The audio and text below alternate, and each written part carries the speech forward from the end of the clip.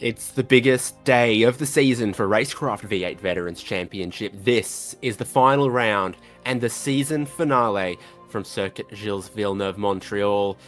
RaceKraft V8 Vets Wall of Champions 200. So much to dissect today across 200 kilometers of racing as we head towards crowning a champion, either a first-time top split winner or 4 times back-to-back for one of the most dominant drivers we have seen of late. To cover off every minute, so excited to be live with you here on SimSpeed TV. David Haynes with Brock Caday and Daniel Yeaman. Brock, I'm sure you've been a ball of nerves all day. Hello everyone, great to be back here in the comms box. Mate, I have been sweating non-stop, I've been shivering and shaking, I could not stop thinking about it. My boss even said to me at work I need to focus up, but I just couldn't. I was excited for tonight. It's going to be an awesome race. We've got 2 great drivers in Jordan Ross and Wayne Walker battling it out for the championship win, and a myriad of other battles all the way through our field with how tight this championship is. I think we're in for a really, really good 200 kilometres. Been the story of those 2 drivers. Every race win has gone to either Jordan Ross or Wayne Walker, and with that in mind, this is where they stand in the points. Wayne Walker is 24 clear of Jordan Ross. Ken Latta in 3rd there. Darren Lobb jumping up into 4th off the back of his result at Miami. Justin McLean dropping down into 5th. Troy Stonestreet, David Nash, Paul Young, Dean Logsdale and Andrew Rush completing our top 10. This is split 1 of 4. So as we look at our top 10 here, there are other drivers throughout the field. If they want to stay in split 1, being in the top half of the points is one of the best ways to do that.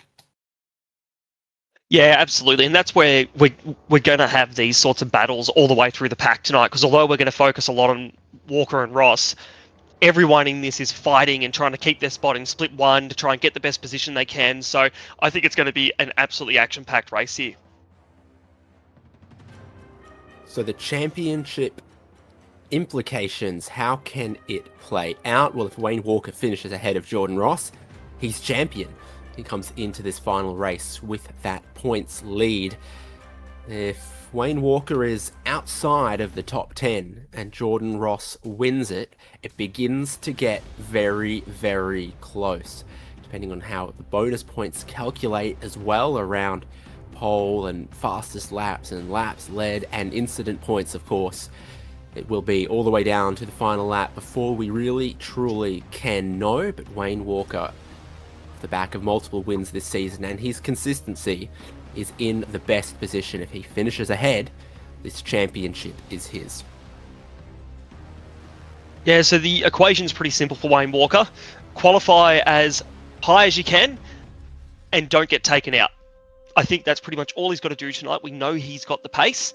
We know that he can be up there and fight with the leaders. And he's going to give it his all tonight, I reckon. But Jordan Ross will be chasing him and trying to snatch that win. So this is the scene for the championship finale on an island in the middle of the St. Lawrence Seaway. Big cargo ships go by on one side. The city of Montreal, a cultural capital in Canada, on the other. I believe I stole that line from Reese Gardner the other night, but he's right. Lots of good food in this city.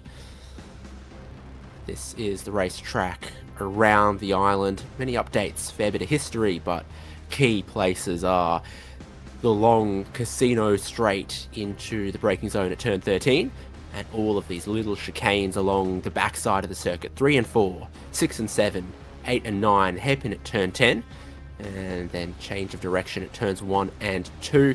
Pit entry gets to skip the braking zone for turn 13 and also gets to skip turn 1, and it's 80 kilometers an hour Grand Prix style. The pit delta here is actually quite short. You can make your pit stops and not lose too much.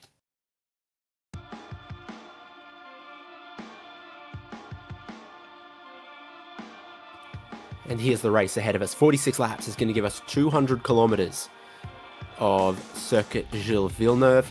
To be a classified finisher, you got to do 75% of the race, and therefore that would be 35 laps tonight.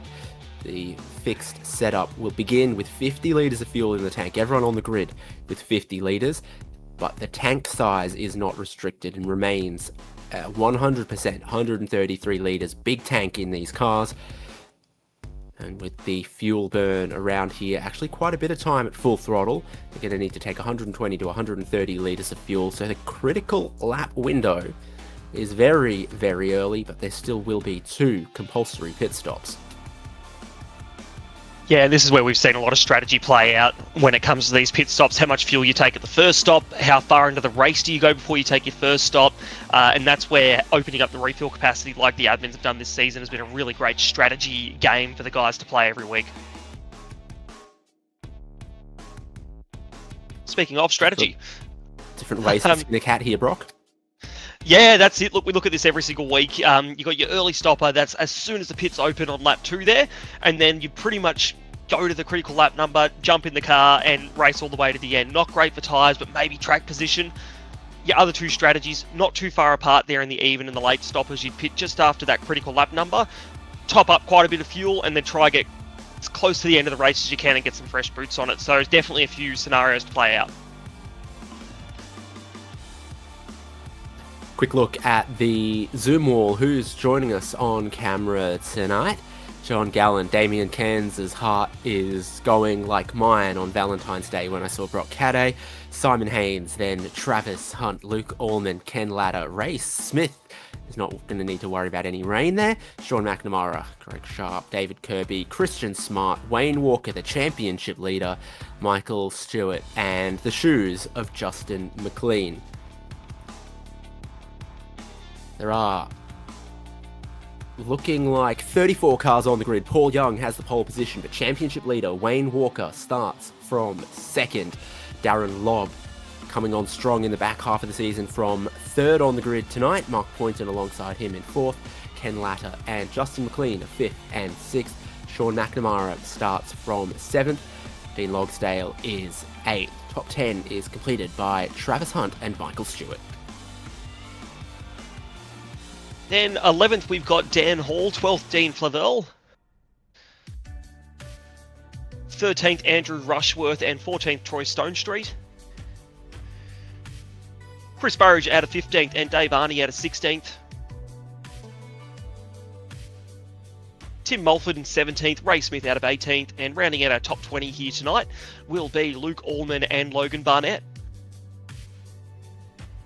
Greg Sharp has qualified 21st. Simon Haynes, his teammate alongside him there in 22nd. David Kirby in 23rd on the grid with Lorne McKee in 24th. John Gallen and Jamie McKnight on the next row. David Nash and Brad Doble here in 27th and 28th. Jim Caparonis in 29th. Damien Cairns in 30th. Just a couple more drivers that set qualifying times there with Matthew Brunt in 31st, Christian Smart in 32nd, and I think no qualifying time from Scott Mackay. Now there is one notable absence there, Brock.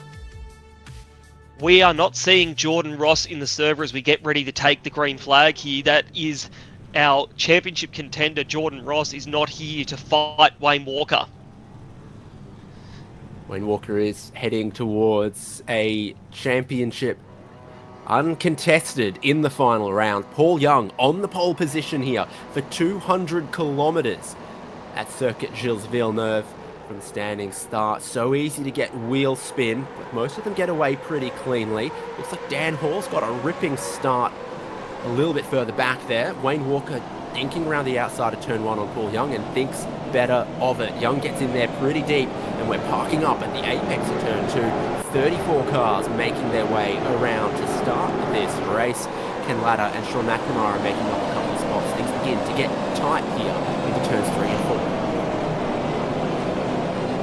Yeah, good to see everyone so far keeping it clean. Wayne Walker made a smart decision there to just play it safe. Championship is still on the line with Jordan Ross or no Jordan Ross, but looking in the middle of the pack here, still side by side as we crawl our way through to the second of our chicanes here. No one. Bit of door bashing, that's what we love to see in V8 Vets, but everyone keeping it fairly clean and sorting themselves out at the moment as they come down the back straight here. Normally a DRS zone for the old Formula 1 cars, not this year's spec, but these guys just have to use good old-fashioned draft to try and make something happen. Bit of a lock-up in the foreground there. No one's running off, so they've controlled that, and they'll all come through heading towards the hairpin. Mark Pointer, who didn't get away particularly well from fourth on the grid, he's now back in the sixth. Working its way through the hairpin, big braking zone, massive concertina always occurs. Just a little bit of contact in a few places. No cars dropping that massively. Scott Mackay with no qualifying time has made 8 spots already as the leader Paul Young bounces across the curves of the final chicane. Track limits can be tough here. You can sometimes take too much of the first curve. Slowdown penalties that I see through the field just yet. It's something to watch out for when they really get up to speed, and that is 1 lap completed.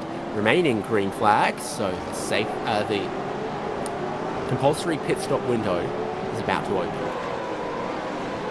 Yeah, it'll be interesting to see if anyone comes in. Normally we'll see some early stops if somebody's had a bad start or they've dropped a bit and need a different strategy.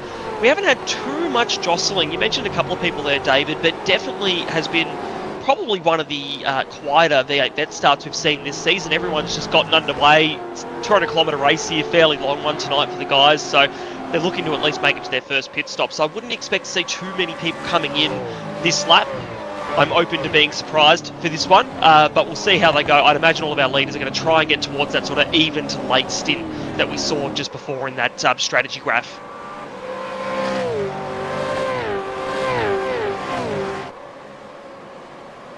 Another place that there's some tall curves the drivers really bounce off of. Track limit's less of an issue through there. Paul Young, already with a 1 second lead over Wayne Walker, is demonstrating an immense amount of speed here in Montreal.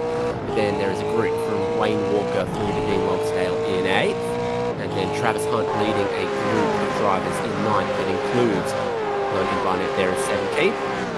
Scott Mackay working his way through the field. He's gotten ahead of this group of drivers now, going 3 wide. You got to leave a little bit more space than that. Christian Smart, Brad Doble, Damien Cairns are the 3 drivers side by side. Smart trying to get ahead by the braking zone, and it was Cairns almost getting shoved into the wall there. They've sorted out for the most part. A bunch of drivers have got slowdowns. Dan Hall, Tim Mulford, Dave Arney, all dropping back on the pit straight, having cut a little bit too much of that final chicane.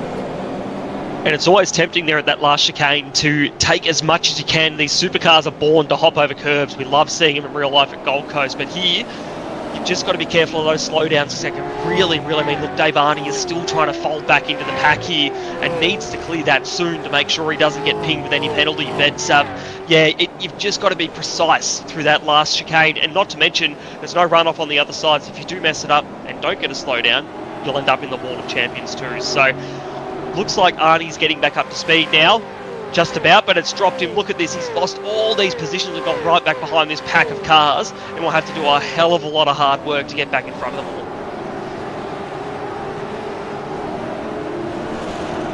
Maybe Arnie on the bridge. Justin McLean picks up the slowdown. Dan Hall lost a whole heap of spots serving his, so you really do want to abide by the track limits. McLean's managed to do that. As he heads down towards the chicane, you don't usually want to carry it into the next corner. Yeah, he's got to pull aside here because it's still carrying it, and he loses a spot to Dean Logsdale, who will go on through. A little bit of a lock up there from Travis Hunt, and he hits the wall. The driver in front of him was at a different speed than he was expecting. Travis Hunt's misjudged it, gone in with too much speed. And McNamara's got the chicane as well.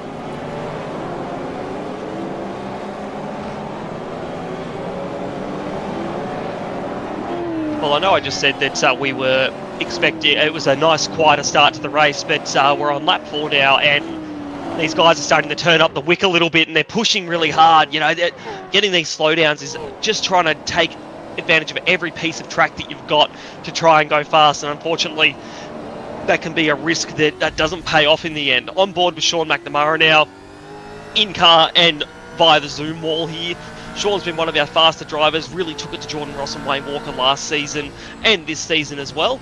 Bit of work to do here from 7th where he qualified to get up towards some of those guys at the front of the field, but looking fairly comfortable, unfazed at the moment, I think, as McNamara usually does when he's in the car. We'll see what he can do down at the hairpin. I have a feeling here it'll be all about the setup to try and see if he can do anything on Dean Logsdale. Logsdale, a driver who has really come on strong in the second half of this season as well, has been routinely in the top 10.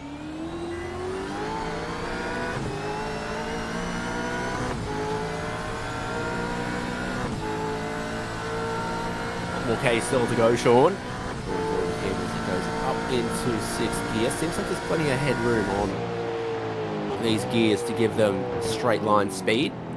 Passing 270 k's an hour. You can get up over those white curbs, but your inside tyres have got to stay over the red and white curbs, is my understanding. McNamara sits right in behind Dean Logsdale going into turn 1. Logsdale runs a little wide of the first apex, but can just park it at this turn 2 hairpin. First drivers that we're seeing pitting are Damien Cairns, who might have picked up a little bit of damage, and Brad Doble comes in as well. A little early for that first stop, but mathematically doable. And with a high chance of a safety car here, if you've got your first stop done early and a safety car comes out, Brock, it's going to make your life a lot nicer because you will get track position. But if you don't want track position, you'll get your second stop out of the way and be topped up with fuel as well. So there is some merit to, this is what we mentioned earlier, if you're a bit further back in the pack, the start hasn't gone how you wanted it to, take a gamble. Let's see how it pays off. You can go in, we know the critical lap number isn't far from here, so you can really top your car up now and then run it really low towards the end of the race if you need to. Do it under safety car, gives you flexibility in your strategy. So Doble is going to have that cans as well.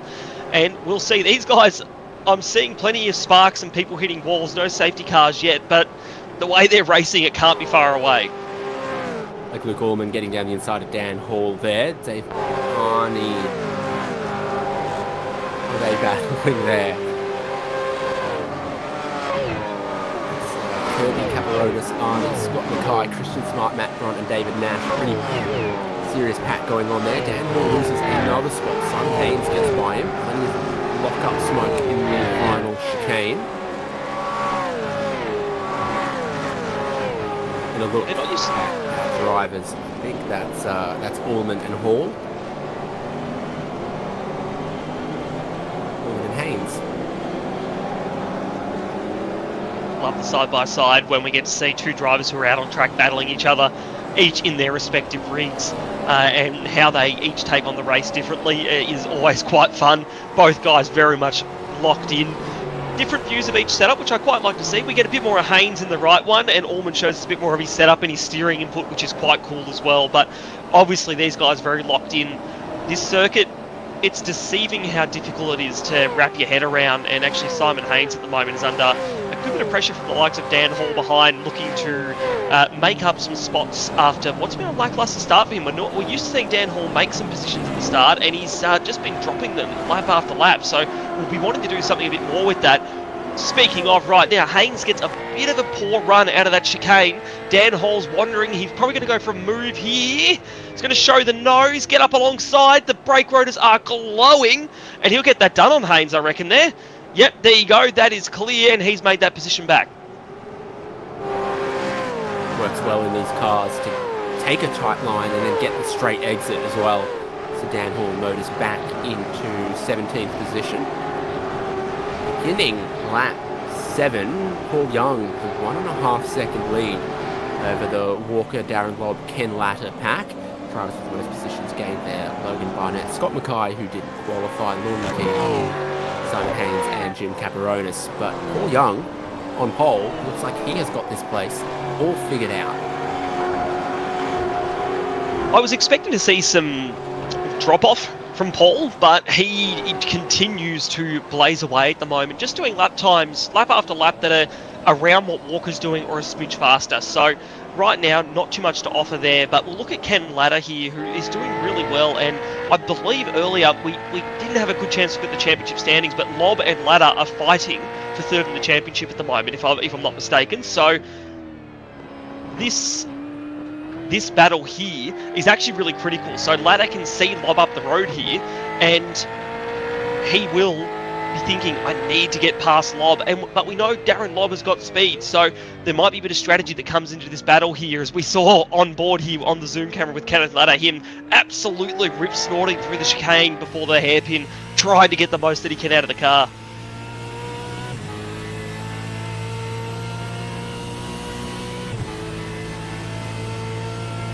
There's some laps here. 37.5 from Wayne Walker, 37.7 from Lob, 37.7 from Latter. They come around to complete another lap. So there's much drop-off going on. Timing lines are there underneath the bridge. 38.1 from Ken Latter. He drops away from the pace, 37.6 that those two in front of him are doing. It was a fairly scrappy lap from Ken there on that last lap, so that doesn't surprise me that he's dropped back a bit. But yeah, this top three, they seem to have a bit of pace under them at the moment, but Paul Young has definitely got their number. But long way to go in this one. Lap 8 of 46. Can't believe we're already nearly 10 laps into this thing. It's been flying by as we look at all the stories in this race, but Ladder's still well and truly in touch with that top three. He's in a good position if there's a safety car. We might see him take a bit of a gamble on the strategy to try and put himself in a good position. Speaking of strategy, Arnie and Caparonis in the pits as well this time round.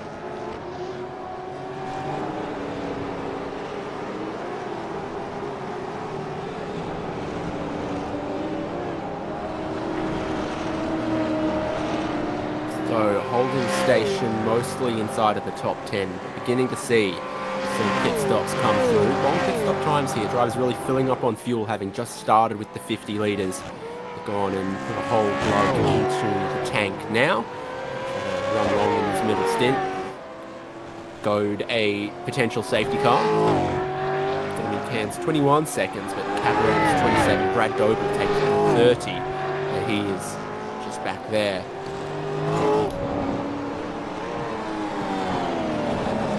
Yeah, and these guys that are pitted there, they're not mucking around. They're still pushing on. We got that view of the exit wall of turn 3 and 4, and they're nearly hitting it. In the final corner, Luke Allman's made contact with Andrew Rushworth, I think.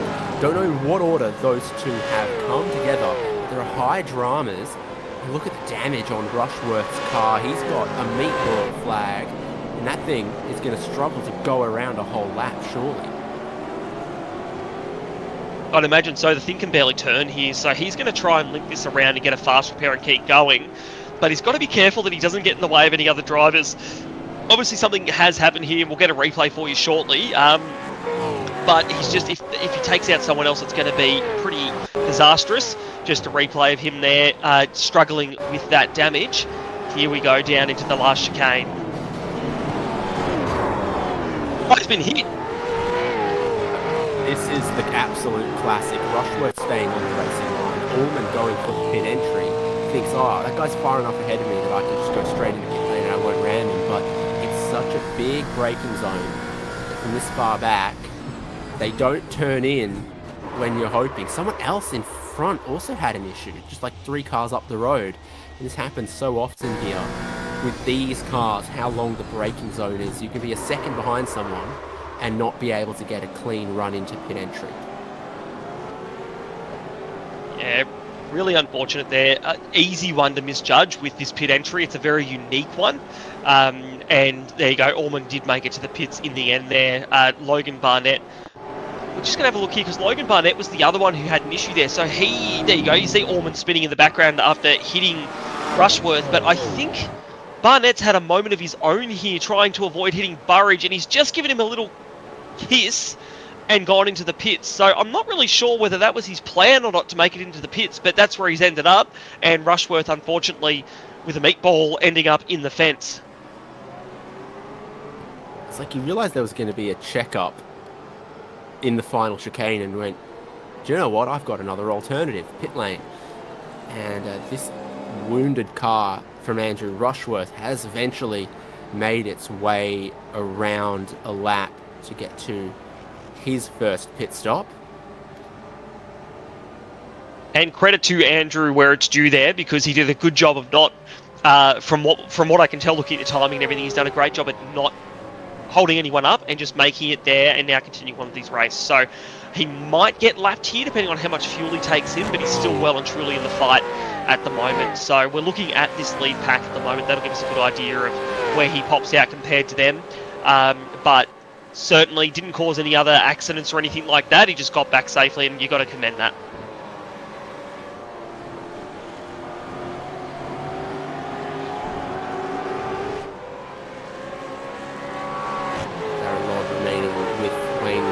Ken Ladder struggling for pace just a little bit. Justin McLean pits from 7th position.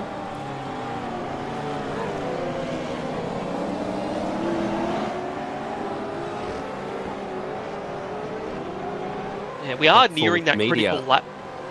On the door of the DPR cars now, and I'm trying to imagine what a conversation between Darren Lobb and Ryan Jones would sound like.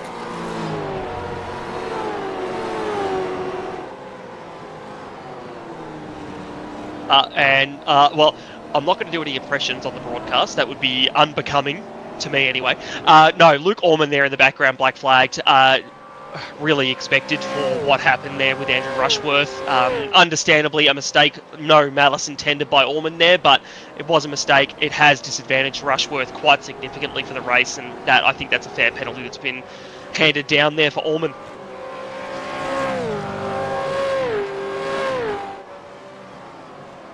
Yeah, it's well known that if you're right behind someone, it's difficult. But even if you're a second back here, how long the green zone is for these cars. Scott Mackay comes into pit lane. Luke Allman comes in to serve his penalty by the looks of things. Travis Hunt has another slowdown in 10th place. He's gotten that somewhere earlier around the lap, maybe at the last chicane. He's just cleared it, but in time to have Chris Burridge, Troy Stonestreet, and Dan Hall right on his tail. Chris Burridge is up 4 positions in this race, right on Travis Hunt's tail. Yeah, Hunt's got his work cut out for him. He's had a few slowdowns I've seen as the race has gone on, and he's decided to just bring it in. He's got a bit of damage to the front right there too. So he has come in behind the likes of Logsdale and Poynton as well. So just as we're knocking on the door of that critical lap number, now this is only stop number 1. We do have a second stop coming up later on, but these guys are just eking the cars out towards that number where they can almost fuel up to the end and have a really short, sharp last stop if it suited them. So expect to see more guys in there. Hunt decided, I'm not going to get involved in any battles out on track.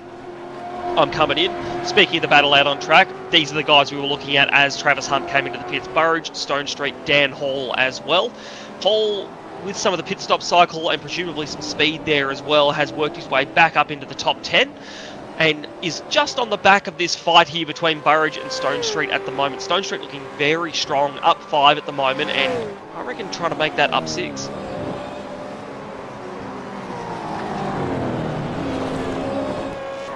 Wayne Walker was just getting close to Paul Young when he got a slowdown penalty. It's now costing him a lot of time.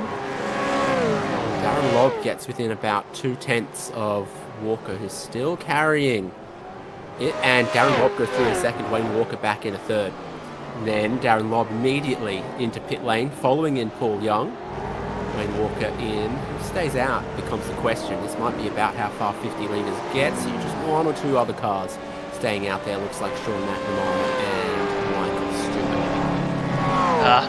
McNamara's always one to try a different strategy to try and play himself into the race. We know he's got some good race pace, but he will try something different to help him later in the race, and we've seen it work dividends for him. So got the likes of McNamara. Dean Flavel has also stayed out, but I have a funny feeling, as you alluded to there, David, that we're probably nearing the end of what this 50-litre tank can get them to. So I'd expect to see most of these guys in a lap or 2, but still trying to shake it up and do something different. But our leaders pretty much all come in that lap at top 4.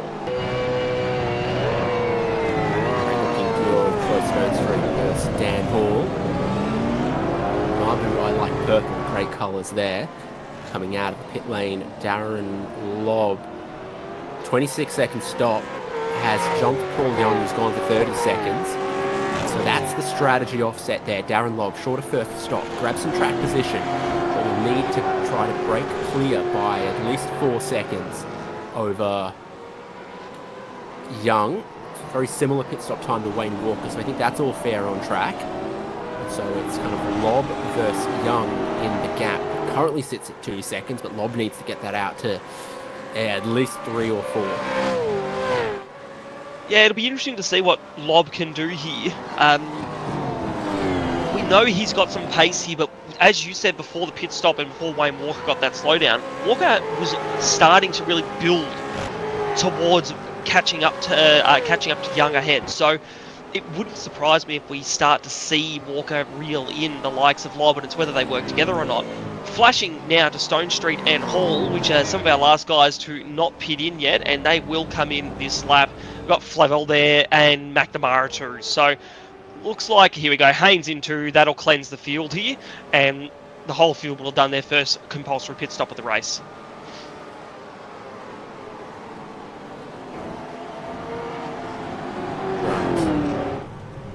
Coming in, whole field, then slot behind Darren Lobb, who's going to go through to the lead of the race ahead of Wayne Walker, ahead of Paul Young. There's our leading 3. Mark Poynton's ended up ahead of Ken Latter, who may have almost brimmed the tank. Also long stops, 32-33 seconds for Sean McNamara.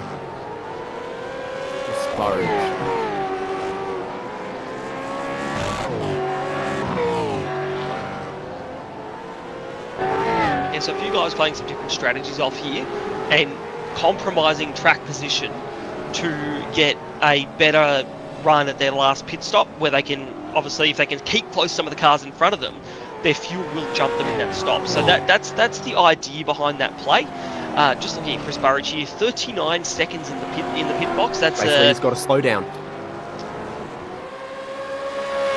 Darren Lobb's picked up a slowdown going through the last chicane. It was something that Wayne Walker did. Now Lobb just runs deep at the hairpin. Wayne Walker comes through into the race lead. Darren Lobb's still carrying it. This has played really well for Paul Young, who's now right behind the both of them with a fuel advantage. Darren Lobb hasn't cleared the slowdown penalty just yet. They're still holding the flag for him. So down the Casino straight, it just clears. Wayne Walker leads by 1.2 seconds. And does this now release Walker? That mistake from Lobb, he's now got to worry about the likes of Young right up behind him and with that fuel advantage. So does Walker now have a bit of fresh air, that lack of needing to defend behind, and he can just run away with this. I'll be curious to see. He seemed to have a bit more pace in that car, and I wonder if he's got that fresh air ahead of him, if he'll be able to exercise it. But Young, he's not playing around. He took a bit more fuel, and right now he would jump both of them in the next pit stop. So Walker has to run, and Lobb has to try and not get involved in too much of a battle with Paul Young, because otherwise he's just going to lose out on second. You want to spend a weekend in Echuca together and go on a paddle wheeler? David, I couldn't think of anything better to do with my Valentine. I can think of like 3 things better. It's still starting to sound like fun to me as I age. Echuca Auto Group on the bonnet for Paul Young. Looking backwards from Wayne Walker at those drivers 2nd and 3rd, and a look at the setup that Wayne Walker is rocking with. How many shift lights do you need? He's got a couple. I think the true answer to that is all of them. It doesn't matter how many you have, you still need more. So I think it's a good effort. I've got to give Wayne Walker credit there. It's a good effort, but he could have more. I have to shout out, I love his SimSpeed gloves. I have the exact same pair, the number 51 pair of SimSpeed gloves, and I love the design. And I'm gonna say that they're behind some of his success, because they're super comfy and they're pretty to look at too. But awesome. I'm glad to see we getting on board with Wayne Walker. The last couple of seasons we didn't. And I have a funny feeling this is to get his extra bonus point for being on the Zoom wall, but it's been great to be able to see, as with all the other Zoom wall drivers, what he's doing and how he's doing it. We even get a little sneaky peek at data they wouldn't let us usually see at his data trace there as well. So yeah, really cool to see, and he seems to be wheeling and dealing and pulling that gap out on second as well, just ever so slightly. Data trace is on top of one of the set shift lights, so now he's only got the dash and the wheel and not the in-sim shift lights. He's keeping an eye on his brake shape, his throttle application, trying to just keep it smooth. So we've got to try to keep it within these track limits here. Our top three are the class of the field. They're pulling away. Ken Latta hasn't been able to match their pace. He hasn't been able to match Mark Poynton's pace either, who's now up into fourth. Big group behind Jim Caperonis is interesting to watch. 19th through to 26th. That's these drivers here. Scott Mackay coming up through the field. Jim Caperonis has also made 10 spots. Two drivers that took a lot of fuel behind them. So Mackay, Nash and Sharp, long pit stops, now in a bit of traffic. Jeez, this is a gaggle and a half, isn't it? It's Mackay. We know Mackay's got top 15, top 10 pace, and obviously without that qualifying time, he was sunk way back in the pack, making great progress here, as is Jim Caperonis, but right now proving to be a bit of a cork in the bottle, Caperonis, as Mackay's looking left and right and right and left and trying to find a way through. It's not going to happen there. Looks like he's just into the bumper of Caperonis to try and upset him a little bit. Not going to happen through the chicane. Is there a move to be made? Mackay's looking a little bit too far back there. Caperonis is going to defend a little bit. Nope, he's going to take the racing line, but Mackay's worrying. He needs to defend from Lorne Mackay behind, because while he's trying to attack Caperonis, he's got an angry pack of cars coming after him too. So these guys are playing for keeps. We're not even halfway through this thing. Got Mackay versus Lorne Mackay. It's the Great Barrier Beef. And then Kirby alongside Dave Arney. A look at David Kirby. He goes down the inside. Got to then be very careful with the track limits. And the exit, he takes his upshifts.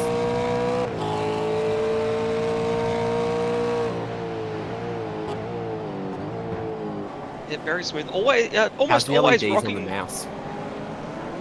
That is cool. Mine does the same. I've got a Razer mouse, and it does the same. I can't say it helps me anything. I'm sure for Kirby, well, if he was looking at his mouse to do shifting, it would probably cause a problem with actually looking at the track ahead of him. But it is cool to see. It gives us a bit of an insight into where his gears are at and everything as he races around. And I was just saying as well, we always see him sporting his singlet. He must, like me, get a little bit hot while he's racing out there and needs the singlet to keep cool and focused.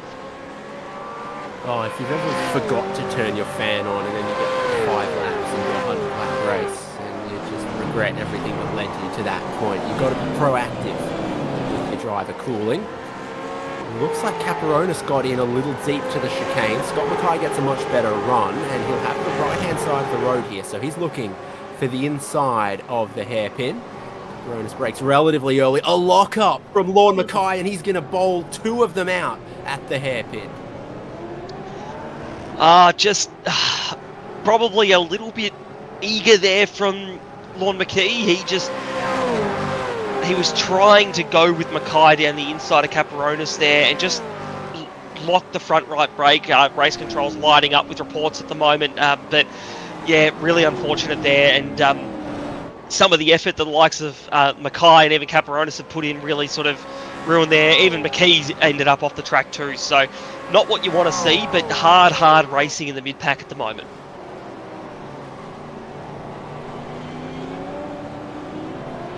Mackay manages to hold on to keep his positions, keeping David Nash behind.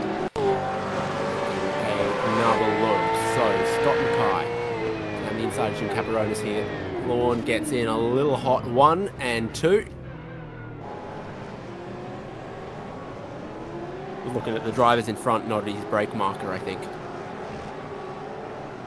Look, very easy to do there because you're boxed in a little bit, right? Like it's really, you probably don't have those external brake markers when you're down the inside, the outside brake markers, excuse me, and he's trying his hardest to follow those cars in front, but unfortunately just did not end up where he needed to be. So this is our battle we're looking at the moment. So still looking at Scott Mackay, he's just gotten away without a slowdown there. I kid you not.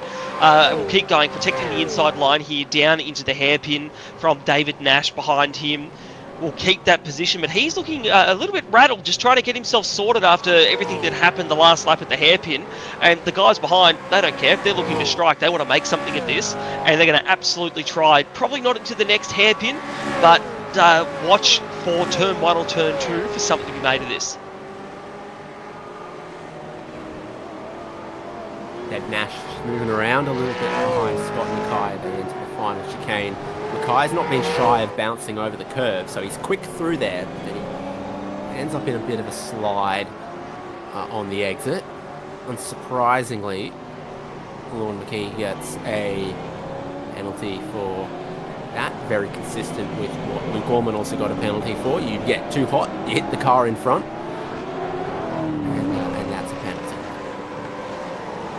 Yep, and a quick decision from race control, the correct one. You know, we don't expect anything less than the V8 Vets admins and race control. They do a great job week in and week out with these guys, and they give a lot of racing room for racing and battling like we're seeing here to roll out. But inevitably, if an incident like that happens, the punishment's going to be pretty severe. So, unfortunate for Lorne, it was just a mistake. But speaking of mistakes, there, Mackay drifting out to the wall and quite literally drifting. Is this going to give Nash the opportunity down the inside into the chicane? No, Nash, oh, is he committing? He's going to go in there. Mackay's going to let him have it too. So Nash through. That was, I wasn't quite sure what was going to happen there. And in the end, a bit of heads up driving from both of them have given David Nash another position, and Scott Mackay just drops back one.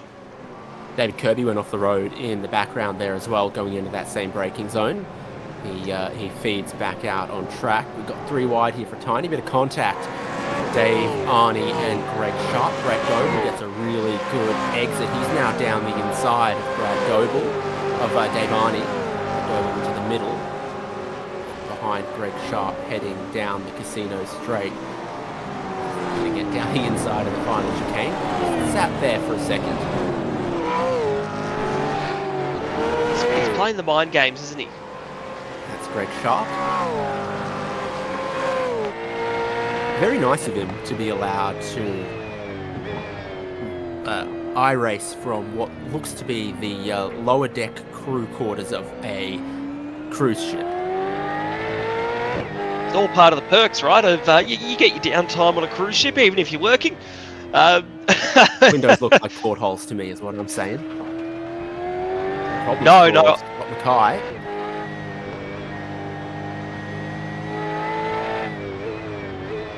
Looks like Greg Sharp, Brad Goebel and Dave Arnie have all just snuck past Scott Mackay.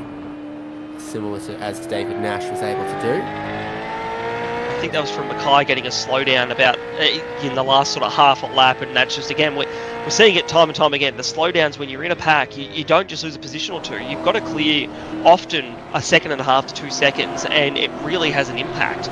As I've just seen, Travis Hunt cleared one. Sean McNamara now has a slowdown too. So just everyone's picking them up at the moment. And the worst part is trying to clear it somewhere where you're not holding anyone up, but you're not going to lose too much in the way of your position, and that is a really hard balance to strike at the moment.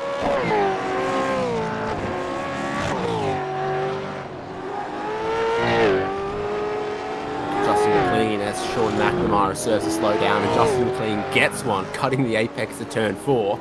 So everyone just falling afoul of that. So easy to do in this car, the way that it eats up the curbs and invites you to try to extend the track limits, particularly through chicanes. As if they're to Surfers Paradise Beach chicane, you know that's what these cars will do if you let them.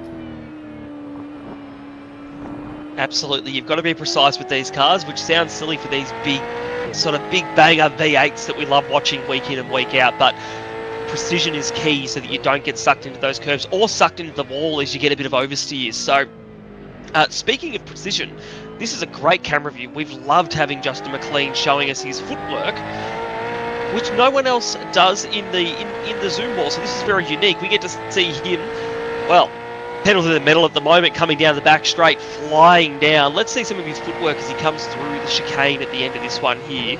Pretty cool to watch. Loves his heel toe as well. We'll roll out of the brake, bit of trail braking, half throttle, full throttle coming out, nearly hitting the wall of champions, but just keeping out of it. That was pretty cool to watch.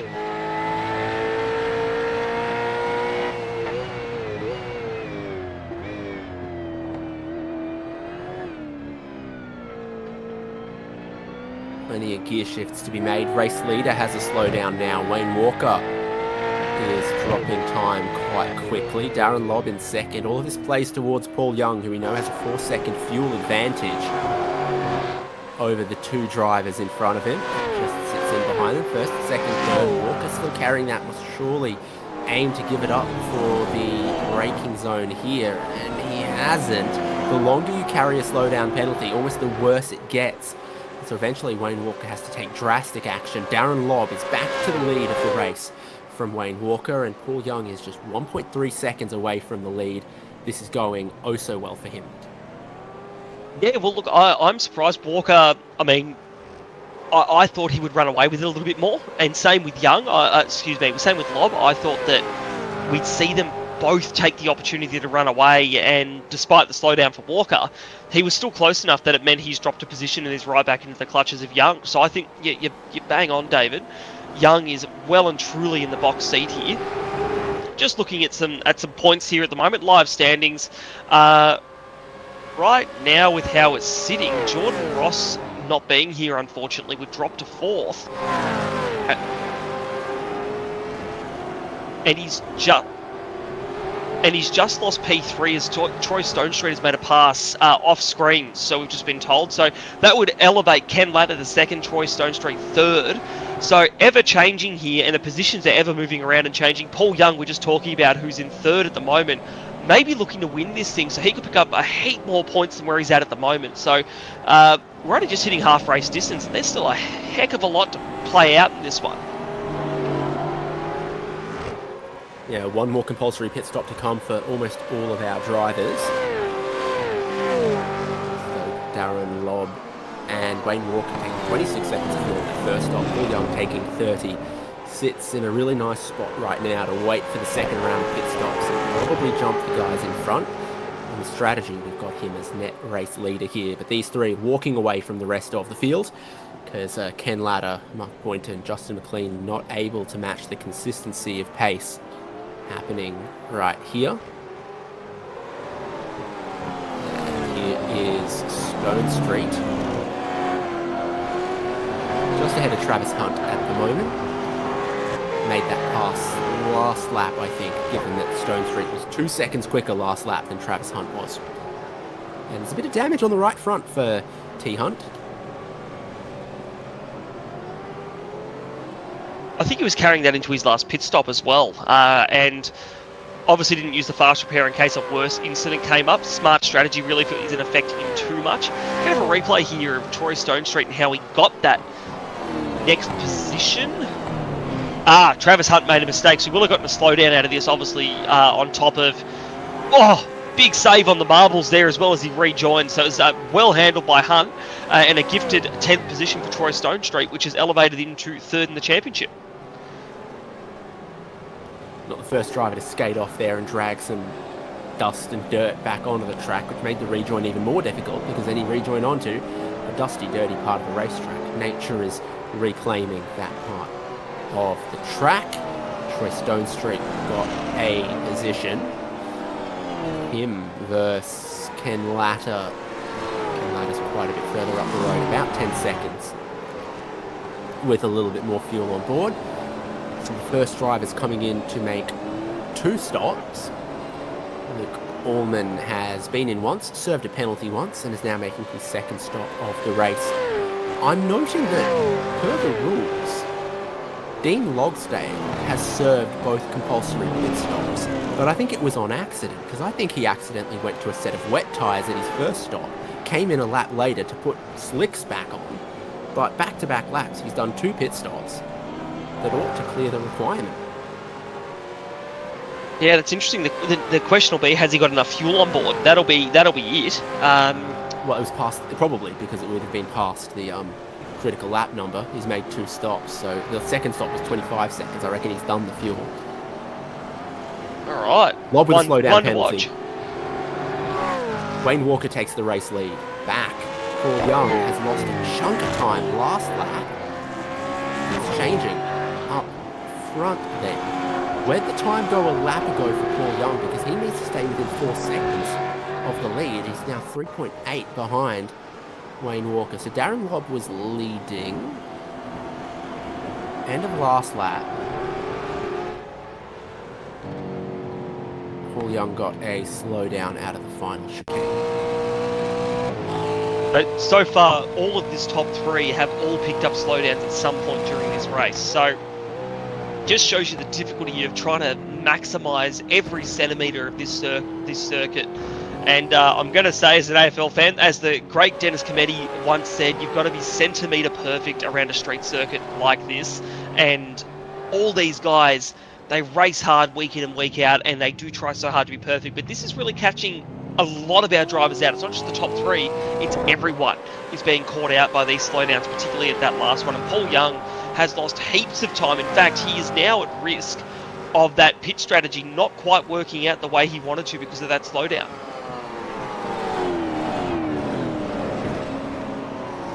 Right in the bubble of where I think he needs to be. Made a bit of a meal of the final chicane again, losing a little bit more time to Walker and Lobb. Not that either of those drivers have been perfect. They've traded the lead a couple of times on the basis of slowdowns.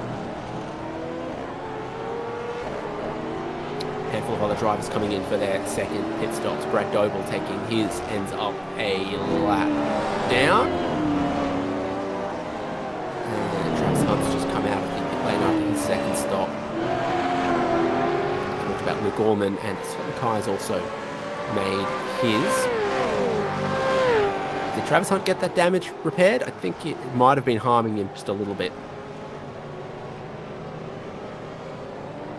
Yep, so he looks like he's gotten that repaired. It's, as far as he's concerned, this is his last pit stop, so it's full bore to the end. And now he's gotten that repaired to basically, well, have a crack, essentially. So got very close to that inside wall there, and he's looking surely nothing to be had here on the likes of Matt Brunt up ahead. No, pull back in. That's the smart thing to do. Just get through this chicane. No slowdown. Great run, though, on Brunt out of that last chicane. He's not going to be in the best position. Brunt looks like he's just let him have that. So Travis Hunt being aggressive. He's got fresh tyres and he's making it happen. Yeah, Travis Hunt's got way fresher tyres than these drivers. 13 laps more than better than John Gallen. 12 better than Matt Brunt, 17 better than Jim Caparonis, who's just closing in on now. So he's siphoning his way through here, but that's always the issue with taking that second stop early, is he does end up in a little bit of traffic. If it was pure clean air for a couple of laps, he'd be even quicker trying to undercut some of those other drivers that he's battling against. And this is the difference in traction, is how the passes get made. Those tyres are getting well old for Caparonis. And with the contact he had earlier on in the race with Lorne McKee and Scott Mackay, those tyres would have been worse wear to begin with. So he's doing well to keep them alive here. It's probably in Jim's best interest. He's got a bit of damage there too, to just let Travis through in the nicest way possible. A bit like here, open the door a bit. Don't make it too easy. Obviously, Caparonis is still fighting drivers behind him, but we're fighting in 2 different races here. Perfectly done. Get back in that draft and use that to stay ahead of the guys behind. And Hunt's now got that clear up ahead with those fresh tyres to try and make something happen.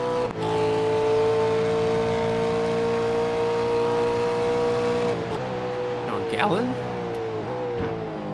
Almost looks like it could be a Brisbane Broncos shirt hanging off the trailer there. Presumably that's what he uses to wipe mud off his dirt bike. Get a pit stop from Caparonis just in time, because those tyres were starting to really age. So they've got 19 laps to get to the end when you do put a new set on though. So as old as they were just then for Caparonis is about how old this next set is going to be at the end of the race. Darren Lobb diving for pit lane, has to dodge Wayne Walker, who stays out, and so does Paul Young. Paul Young now 4.5 seconds behind Wayne Walker. His pace has just slipped a little bit in this mid-phase of the race. Uncharacteristic compared to the speed he had in qualifying and in the first stint. Yeah, absolutely. You know what? If we haven't, I'd love to see an onboard of Darren Lobb coming into the pits, because that was, we saw that incident with Allman and Rushworth earlier, and I think that it would have been very close, very, very close for those two not making contact. So we'll have a look here. We talk about that closing speed, right? And this is about the distance that we saw Allman and Rushworth at. So obviously no contact was made, but I just want to show that closing distance, 280 nearly odd kilometers an hour. Look at that. Even Lobb then had to make an adjustment to the left because he was thinking, oh man, I'm in here. So it just shows you that turn-off happens, that you were talking about it earlier, David, the turn-off happens very, very late into that last chicane, and that was a perfect example of how even when Lob was nearly just about in the pit entry, he still had to wait for Walker ahead to get into the pits. So, yeah, very much a unique pit entry here in Gilles Villeneuve.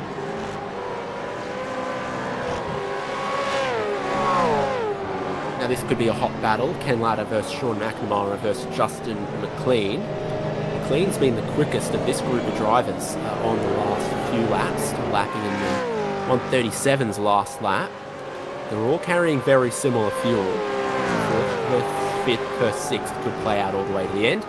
Wayne Walker reacts to the pit stop from Darren Lobb. Lobb came out in relatively clean air, so I think this works out well for those drivers. Paul Young, who took more fuel, stays out. Mark Poynton comes in, and this group of three stay out as well.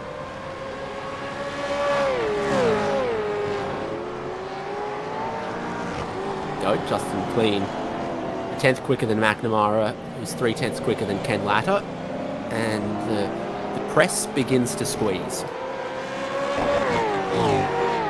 Yeah, that's it.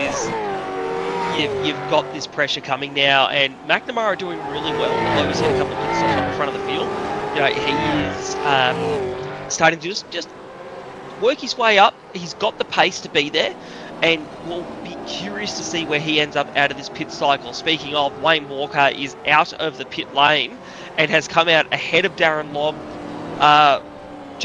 by about 2 seconds. And about a 2-second quicker stop from Wayne Walker, almost 1.5 by those numbers. All coming together. Walker was, of course, ahead before Lobb pitted, so that's about right. So Walker in a very good spot here. There you go, Lobb in the background there, just stalking Walker and wanting to make something of this. The next domino to fall in this strategy puzzle will be Paul Young, leading the race at the moment. Does his gamble pay off, taking a bit more fuel on earlier on, or has he lost too much time? Now also fighting against guys who have fresh tyres on the car for the run to the end of this one. So he might have changed the strategy. He might have thought, maybe do I switch to now I go a bit longer and have fresher tyres towards the end of the race. We'll find out shortly. In the meantime, this is teammates, I believe. Walker in behind McKee. There you go.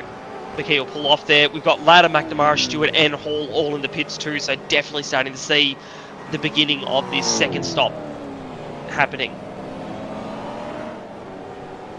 Wayne's made a bit of a meal of the final chicane though.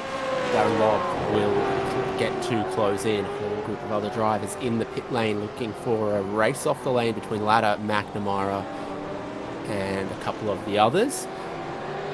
Wayne Walker cedes the net race lead. Still hasn't been able to clear that slowdown until just now. Darren Lobb leads. Paul Young has stayed out, so he's running really long. He's getting undercut quite quickly. Darren Lobb's put in a new personal best last lap of 36.8.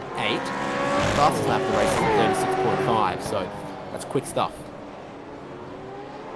Latta braking, turning in 2 tyres in the grass. Did very well to save that. I thought he was going around then with the angle that we had, but no, he saved that and kept on going. So very good car control to make that happen, despite what looked like the rears locking potentially on the grass there. But he has carried on with no damage, potentially some bruised tyres, but he'll keep on going and try to see if he can secure this higher spot in the championship. So he's around the outside of Mark Poynton here, and it's just half the tyre width in the grass. Wasn't left a whole lot of space, but he did just touch the grass, and that was costly. Paul Young in the pit lane right now.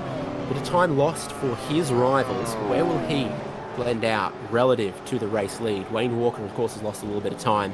It seems like Darren Lobb is flying.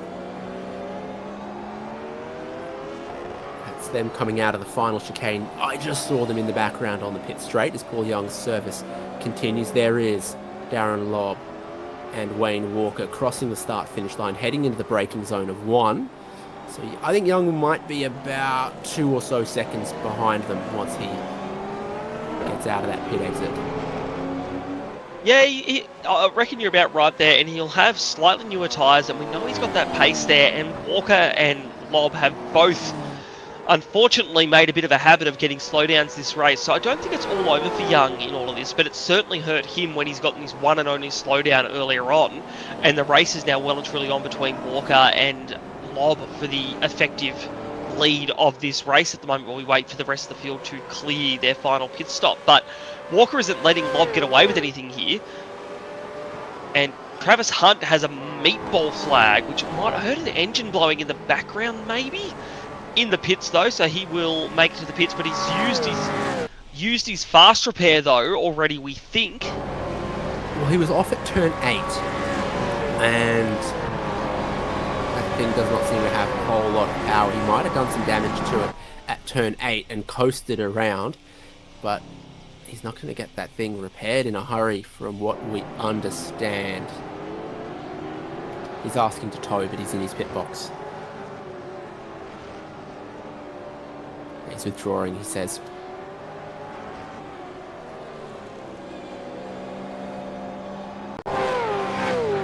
So this is approaching what I mentioned. This is run in super deep to turn 8.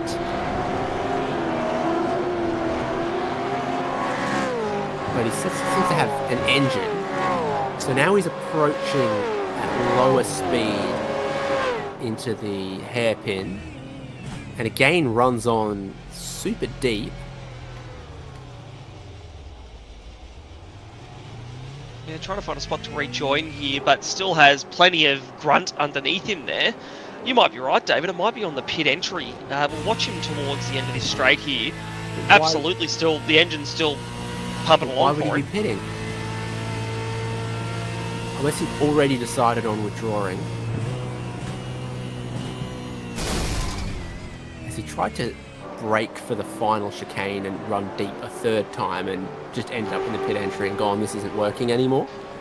Maybe there's some tech issues there or something, because to have those brake issues, essentially 3 braking zones in a row, there's something not quite right there, I think anyway. And he's decided to retire from the race, which is not something we usually see from Travis Hunt. He's usually one of those guys who will just, he'll fight to the bitter end no matter what. But yeah, definitely something odd going on there. Unfortunate for Travis. Back to live pitches here with Wayne Walker not giving Lob too much breathing space here behind. Hasn't been able to get past just yet, but keeping him honest and just waiting for a slip up, another slowdown, a slide, a mistake of any type to make that move and take the race lead again.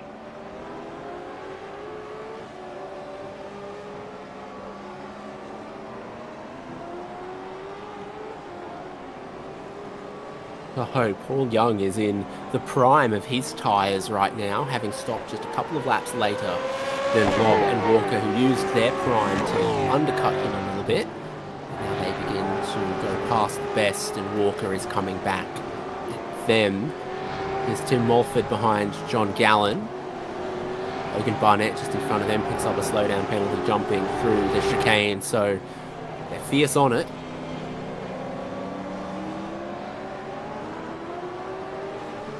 Yeah, Mulford looking racy here. He's, again, just kind of looking left and right, seeing what's available to him. Gallen up 11 on the night, so he's having an absolutely awesome race for Pacific Esports Racing at the moment.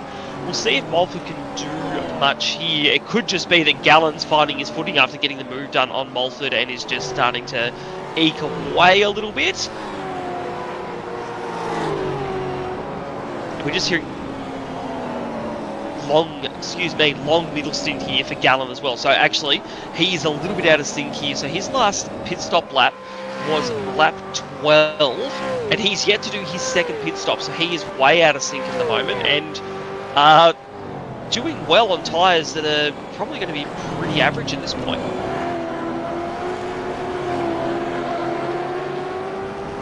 The difference kind of peaked a lap ago.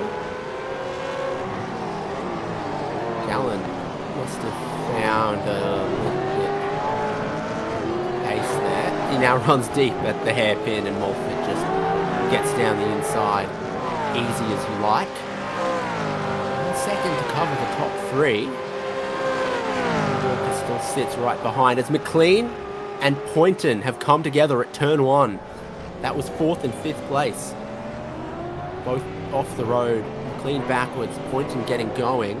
Sean McNamara 4th. Ken Latta comes through into 5th. These two drivers battling into turn 1 have collided.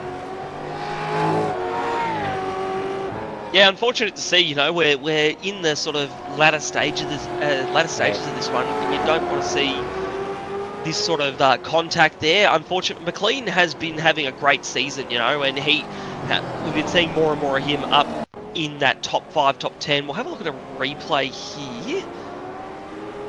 So McLean and Poynton here down into turn 1.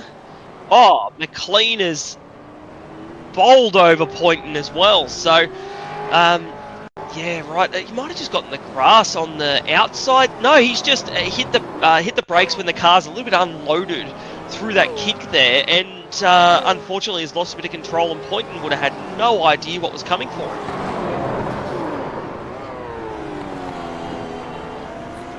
McLean almost going backwards into him. Pretty big error from McLean as drills Mark Poynton.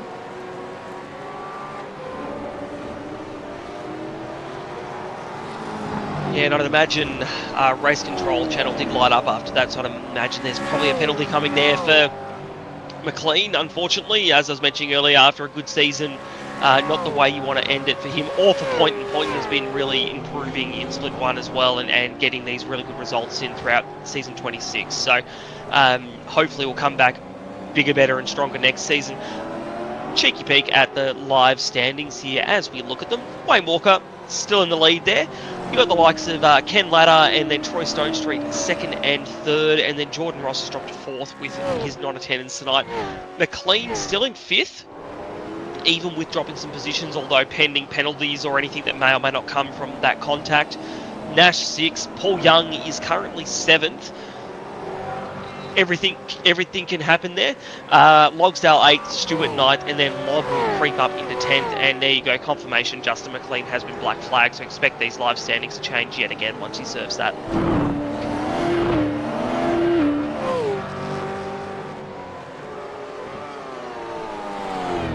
Is our top 3 underneath a second, about to be 11 laps to go. We'll negotiate the final chicane best we can. Darren Lobb from Wayne Walker, from Paul Young, who's still got that little bit of tyre advantage compared to the top 2. Have probably used the best of it on sort of lap 2 and 3 of this stint to close up this gap. Seen how the drivers react to pressure though here at Circuit Gilles Villeneuve. If you're under pressure, you can make mistakes. Yeah, absolutely. And look, Lob's got the most pressure on him at the moment because he has got the championship leader who probably doesn't want to do anything too silly here, hunting him down. But the real wild card in all this is Paul Young. You know, he is the guy who wants to make something of this. He got the pole position, the strategy didn't quite work out for him, and look how he has pulled in the likes of Lobb and Walker. So I think we've still got next time round about 10 laps to go, and I reckon there's still a lot to play for between this top 3, and it's absolutely not sorted yet.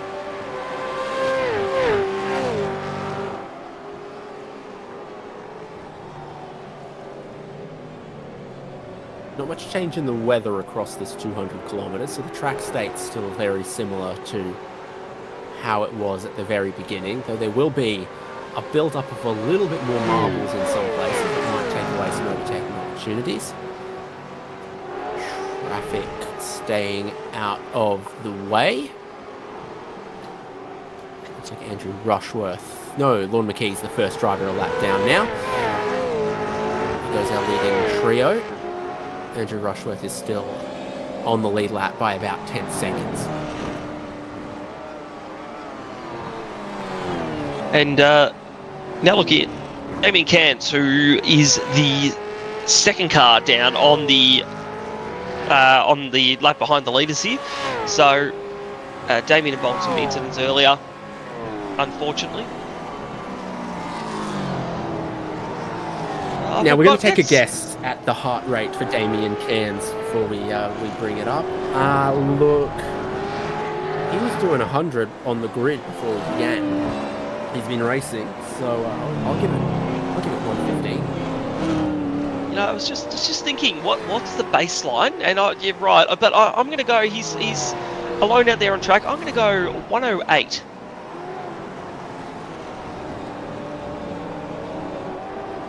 There we go. Pretty relaxed out there. Though. It's been pretty intense for Mr. Cairns out there tonight, so I can appreciate the highest heart rate there, but pretty relaxed at the moment. A lap down, unfortunately, so he's just looking to get to the end of this one. But I say we need to bring back the Dino Dyno and play these two off against each other and see who's got the highest heart rate at any given point. I enjoyed that game last season. I got the sense that Cairns was always a little bit under relative to Team Flavel. There was always sort of a little bit of a maybe 5 BPM offset.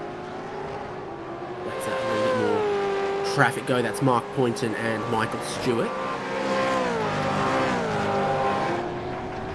There's been issues for David Nash at turn 6. Had himself a big spin there, but not quite sure whether he was helped or whether he has done that himself. Seems to still be going here. We've got a replay now. Well, absolutely by himself here at the moment. And we'll see him come round there just on the racing line. Yeah, everything's still going all right here. He's just gassed it up a little bit too much on older tyres. Oh, just kept it out of the wall, straight into reverse. Honestly, very good recovery considering what it could have been if he'd kept it gassed up. And then Luke Allman gets by him. The 19th and 20th here.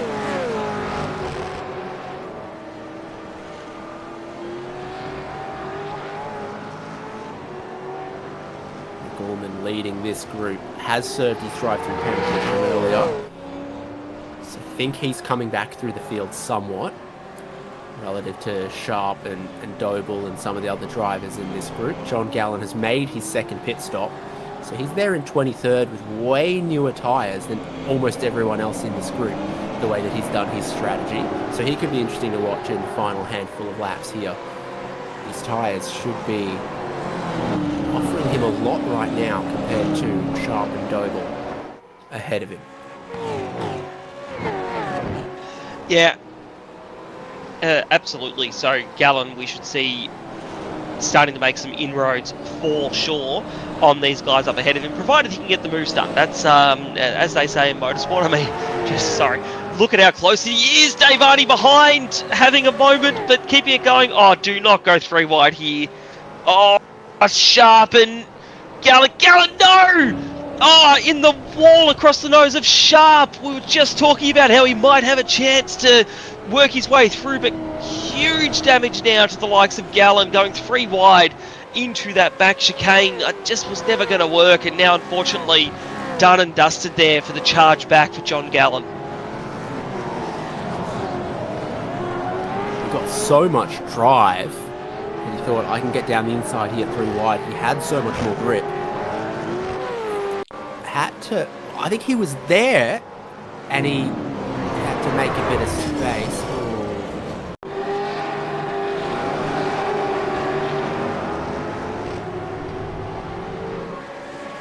Moves that side. Sharp kind of closes the door on him, but he uses his muscle to keep the door open.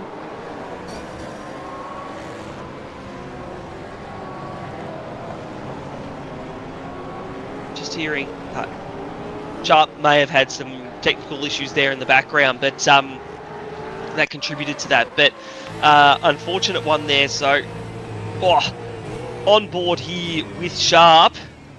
Oh, it's just so hard to tell, isn't it? Who moved what where. These guys are going so fast into this chicane, but I guess that's why Race Control gets paid the big bucks to sort this stuff out. But really, a shame for Gallen was the one who was the worst off out of that with that damage to the front end of his car, and that's really ruined his charge. He's still going around without that front bumper, trying to make something this race though.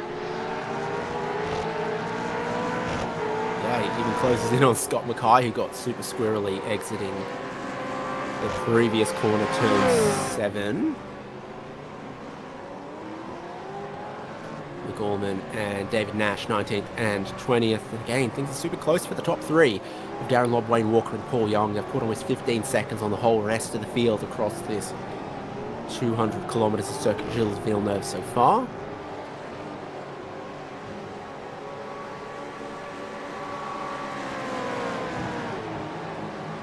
It always looks like the rowing lake is frozen over.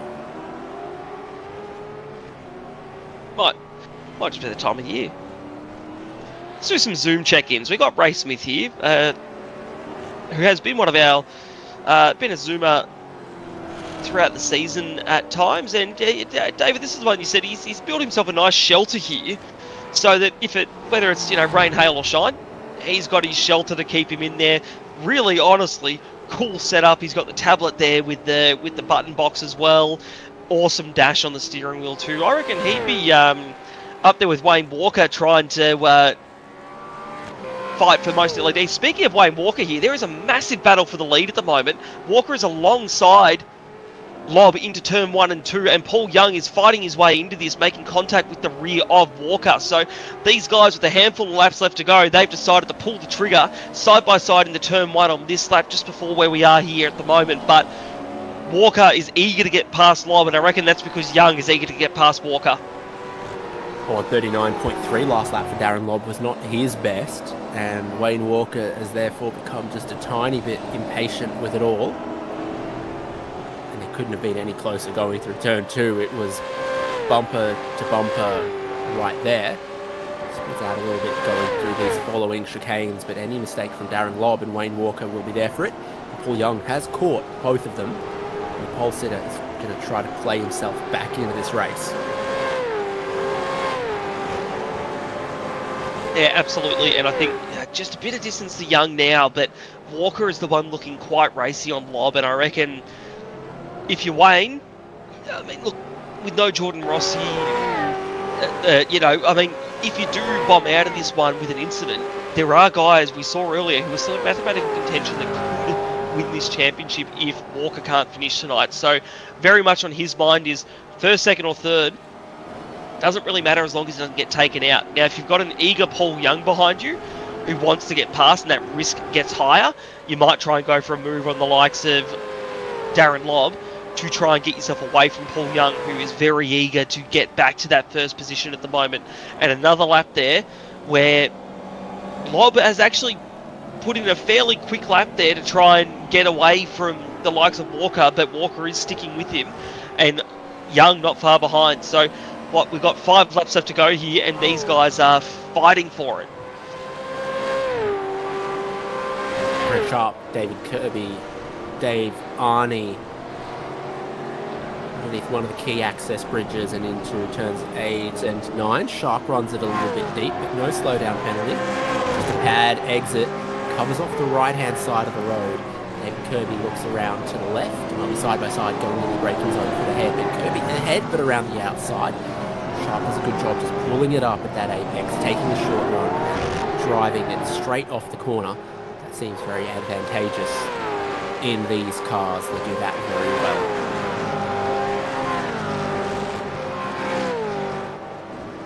Yeah, it's hard to make get an overtake done here. You've got to try pretty hard to get the run, even with that hairpin that offers a variety of different lines. You've really got to, in the supercar, you've got to set up really multiple turns before, as it looks like Kirby has copped a slowdown here, so he's going to have to move out of the way here and let Dave Arney pass, and maybe even Scott Mackay behind. We'll see where he can clear this. Mackay will get a bit impatient here if Kirby can't clear this soon, and Kirby's going to jump out of the way and let Mackay by, which is the right thing to do when you get a slowdown there. Kirby's still trying to clear it.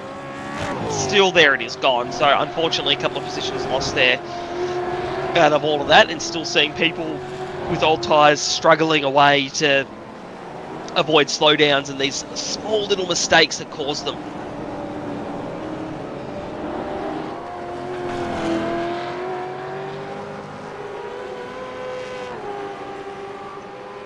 Christian Smart, the quiet achiever, We haven't done a Zoom check-in with him yet tonight at all, and we haven't seen too much. We saw a couple of moments earlier in the race, but he's just been quietly chipping away at this race. Often not the best qualifier, but always makes up positions in the race, and we always love seeing him on the Zoom wall regular for us here.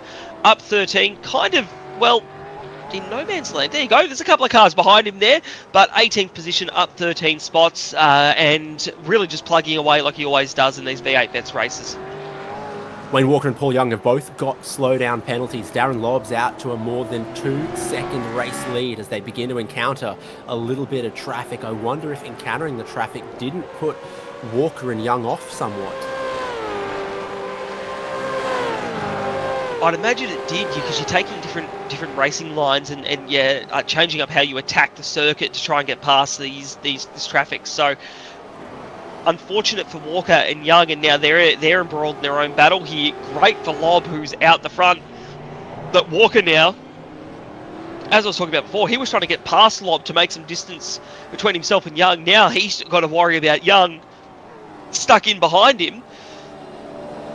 Only a handful of laps to go here, and Young, no worries, Walker's got the championship going for him, but Young is still wanting to try and sneak into the top 10 of this V8 Vets Championship. So every position counts for him more than Wayne Walker at the moment. So that's where this fight within Paul Young is coming from, is that every position is more points to try and sneak him further up into that top 10. And you can just see he's right on the back of Walker, and I can guarantee you in the next sort of 2.5 laps, if Young's close enough, he'll throw a move down the inside.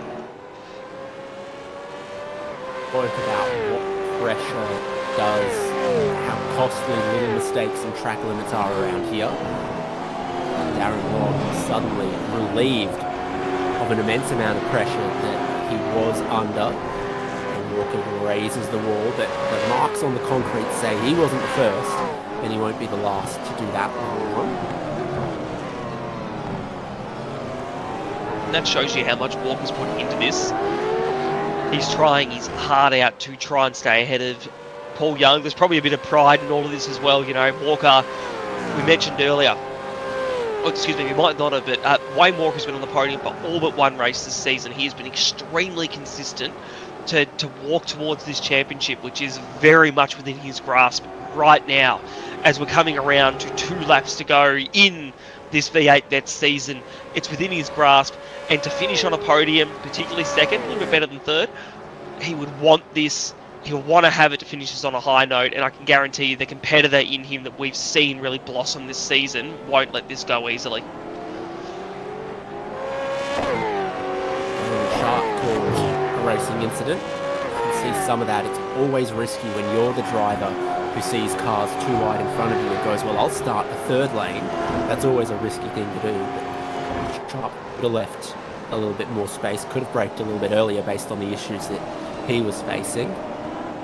Two of them came together as it was 3 wide on the way into one of these Montreal chicanes. And Kirby's just been off the road, and I think that's triggered the incident limit for David Kirby. That's going to give him an ill time to drive through it. Now, unfortunate this far in a race to be served that, and he'll have to serve that this lap to make sure that he isn't disqualified from the race without penalties. So, yeah, geez, we've seen it all this race. We've seen great battles, seen slowdowns, and here you go. This will give us a insight into what's happened to David Kirby here behind John Gallen, and he's just flown off by himself there by the looks of it, and locked the rears and gone off. That'll be a loss of control 2x, I reckon. And here he comes in to serve that. So just behind him though, the leaders, as Darren Lobb will come around to start the final lap, and Wayne Walker and Paul Young in behind are battling it out with a lap to go to see who can take out second place in this final race. The Lobb with a 1.5 second lead coming into the final lap. Paul Young's tyre advantage that he had for a bit no longer as effective as 17 and 15 lap old tyres. Feels very different than 4 and 2 lap old tyres. Young had that real peak that these tyres give. Sort of first and second flying lap after a pit stop. Brought him back up, but then he hasn't been able to make the progress that that he was after. But for Wayne Walker, it's still a little bit of a victory lap. Second place, third place, any one of them will give him his first top split RaceKraft V8 Vets Championship. And what a season it's been for him. You know, this has been, we saw this form in season 25. He came on strong at the end and just narrowly missed out on the championship to Jordan Ross. And this season has come back a man possessed and just has been the class of the field, really. And now coming through the hairpin here in second spot, enough of a space back to Paul Young there to not be under threat. I reckon we're about to crown a new champion in V8 Vets. Wayne Walker here coming down towards the last turn to finish this one off. Darren Lobbs also found a string of form right at the end here. From third on the grid, it's going to come around to win the final race of the season for RaceKraft V8 Vets. Darren Lobb is the race winner, but Wayne Walker, here is your new champion. Behold your new king, long may he wane. Well done, Wayne Walker. Well done, Wayne Walker. Excellent season of racing.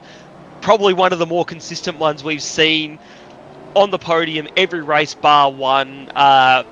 Mate, take a bow. That was excellent.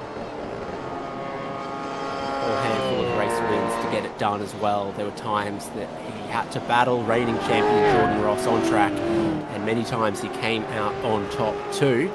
Up to 9th place, they've crossed the checkered flag. This looks like Mulford alongside Flavel. The two of them are going to touch. Uh-oh, don't get a slowdown penalty on the final lap. Mulford gets turned around.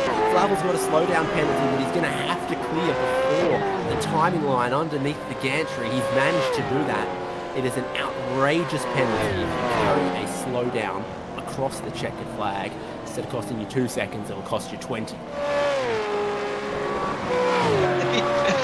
Jeez, last race of the season, trying to just get that extra position there, and got a bit silly. But watching the rest of the field now as they all start to come across the line, Luke Allman is someone who has had a exciting, crazy, tumultuous race, whichever adjective you want to use. But he'll come back across the line in 21st. Greg Sharpie 22nd, and Dave Arney 23rd. So a lot of the field starting to work their way through here now and finish off what's been a very fun season of V8 Vets racing. John Gallen as well, even with that damage, still brought it home in 25th. Honestly, a good effort there from John.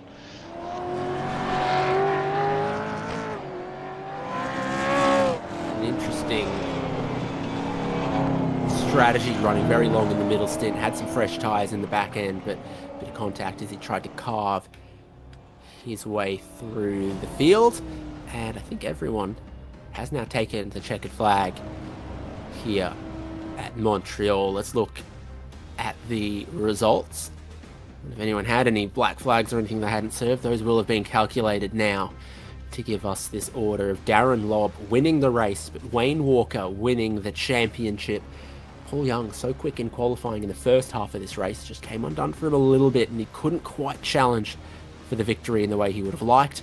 Sean McNamara from 7th on the grid to 4th. Ken Latter finishing a solid season with a 5th place. Mark Poynton there in 6th. Michael Stewart in 7th. Troy Stone Street in 8th. Dan Hall in 9th. And Logan Barnett from 20th on the grid to 10th. And 11th place, we've got Justin McLean. After that contact, obviously dropped a bit. Chris Burridge in 12th. Dean Logsdale in 13th. Dean Flavel in 14th.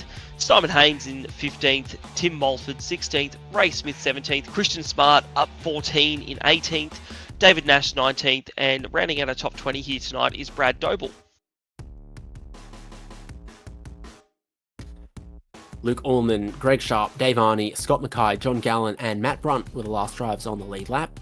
Andrew Rushworth, Jim Caparonis, David Kirby, and Lorne Mackay all going one lap down. And then the 3 remaining cars after that, Damien Cairns also one lap down, Travis Hunt a retirement, and Jamie McKnight looks like he didn't start the race.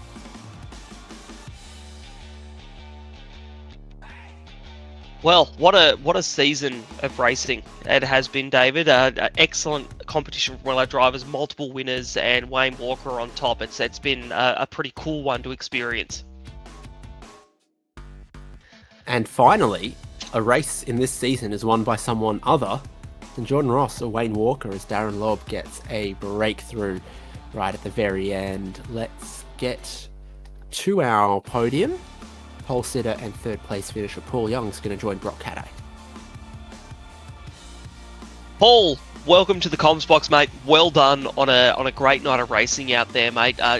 Awesome speed for the pole position. Look, talk us through your strategy tonight and how you attack this race with two pretty hard charges of Lobb and Walker really hunting you a lot of that race. Yeah, they were, definitely. I was surprised to get pole. I don't think... It's definitely the first pole I've had since I've come back. I can't remember whether I had one years ago when I did vets. So I was pretty chuffed with that. To get pole over Wayne, or both Darren and Wayne, but especially Wayne, is pretty rare. So I was pretty happy with that. And then I just thought, like, I did a lot of laps at Scops on the weekend, so I thought just go long, because we've got a big field. You don't want to come out in traffic, so just go long, look after the tyres. So that was my strategy both. I knew I was going to take a little bit more fuel than them in the middle stint and come out behind them, but I latched onto the back of them pretty comfortably. And but I got a slowdown in my second stint, which ruined it. So, because I thought I should have had about 3 seconds gap on them, and that final chicane slowdown's a killer. It's 3 seconds. So that kind of... yeah, made it a lot, well, put me behind them basically for the last stint. And you mentioned the dreaded word, so I'll mention it as well. Slowdowns seem to plague not just yourself, but a lot of drivers, including the likes of Walker and Lobb. So Yes. Was it difficult to just trying to extract the maximum out of the car? You yourself got a couple. Was it just difficult to find that limit and know, I guess, where you can go and where you can't go to avoid that slowdown? Yeah, there was 2 reasons I got slowdowns. The first one was because I thought I'd be smart and try and save a bit of fuel, and I'm terrible at fuel saving. Ask anyone that knows me. So as soon as I started saving fuel, I was the brake marker and the turn-in point just sort of changed, and I cut it. I cut the final chicane. So that was, I thought, okay, I'm not going to bother. I'm just going to stay in my rhythm. And then because your accuracy is so important here to not get the slowdowns. And the second one was, I was just saying to Wayne, we got one exactly the same time. I didn't realise he had one, but I was too close to him. When you're sort of 0.2, 0.3 off someone's bumper, you're pretty much trusting them to get through. And he got a slowdown in that last 8-9 chicane before the hairpin, and I got exactly the same slowdown. We both got 1.5. So we came out in exactly the same positions, and Darren, that gave Darren a couple of seconds gap, bit of breathing room. Yeah, well, we did see that one and saw that you boys accelerated the exact same time on the back straight when you had those slowdowns to race down towards the last chicane. So I guess looking to next season, are we expecting to see you? And, we know you've got the pace, Paul. So what's the plan to take it to these boys in season 27? I'll definitely be back next season. I've been enjoying it. I've had terrible luck this season. A few times I've been in 3rd or 4th and got involved in something, or blown an engine at Sebring. I got, taken out from 3rd by Gamble's accident, which was an accident. And I've just had a series of bad races. So I knew I had reasonable pace. And I'm kind of, my goal has been to sort of get close to Wayne, Jordan, Darren, and Sean, and Scott, although I don't think Scott's coming back. But if I can stay in that top 5, that's the goal. But the plan for next season is I'm doing a lot more practice now with Ken Ladder. So we're sort of sharing notes and doing a few practice sessions together. So we're going to put our heads together and different teams, but we know each other, so we get along, and we're gonna give it a red hot go. Oh, that's awesome, Paul. Look, mate, before we let you go, is there anyone you want to shout out or thank tonight? Yep. Thanks to you guys for the broadcast, all the admin and race control for putting in their time and effort. It's much appreciated. Wayne and Darren on 1st and 2nd, and the rest of the competitors. Shout out to my teammates, Phase 4 Motorsport, by the boys at BAR, and also Ken and Jamie from Fishy, who's been helping us practice lately too. Beauty. Thanks, Paul. Great to see you finish the season on a high note, mate, and we look forward to seeing you next season taking it to the big guys at the front. No worries. Thanks, guys. Appreciate it. Awesome. David, I reckon we have got our second place finisher and championship winner up next, Wayne Walker. Oh, I was going to do things differently than that, but go on. You can't do that to the guy. Wayne Walker joins us. Congratulations, Wayne. Thank you. That was an awesome season to to beat Jordan. It was a bit of a shame that he didn't race tonight. It would have been good to sort of finish it off with him racing as well. But yeah, to beat Jordan in the championship, like I really couldn't wish for any more. Is this the kind of moment where you're hoping to feel elation, but all you really feel is relief? Well, yeah, a bit of both sort of thing. Like, getting the season over. Like, especially in this race, one mistake and the championship can be gone, sort of thing. So yeah, to finish it, it's a bit of a relief. But yeah, also, yeah, like stoked that I could win a season of vets. The season started on the streets of Adelaide, ends on the streets of Montreal. Track limits was big here. Yeah, track limits on this place. It's the penalty doesn't sort of fit the crime. Like you might cut the track by half a centimeter and you get a 3-second slowdown. It just ruins your whole race. Like you can't sort of push to the limit.